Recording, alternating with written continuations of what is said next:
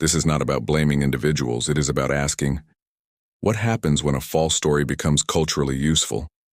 Because myths don't survive because they're accurate. They survive because they serve someone.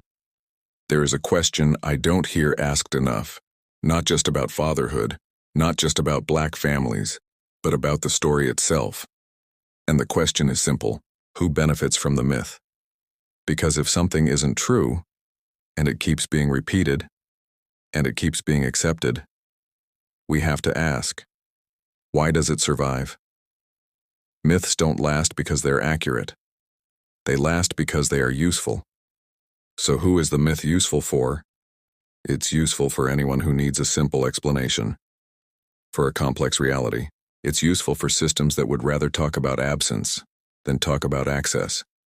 It's useful for institutions that would rather point to parenting than point to policy. It's useful for people who want a headline instead of a human being.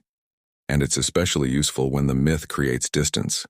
Because once a group is defined by a stereotype, you no longer have to see them clearly. You no longer have to ask deeper questions. You no longer have to acknowledge presence. You can just repeat the story. And the story becomes permission. Permission to overlook, permission to dismiss, permission to reduce a whole community into one shallow narrative. But here is what makes this myth so dangerous. It doesn't just misrepresent fathers. It misrepresents responsibility. It misrepresents love. It misrepresents what showing up actually looks like when no one is watching. So when I ask who benefits, I'm not asking to point fingers. I'm asking to point to structure. Because the myth doesn't cost the people who repeat it.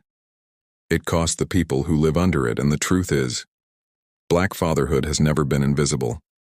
It has been ignored. Presence has never been absent. It has been discounted. So maybe the real question is this: if the myth ever disappeared, who would have to finally tell the whole story? That is what breaking the myth is about.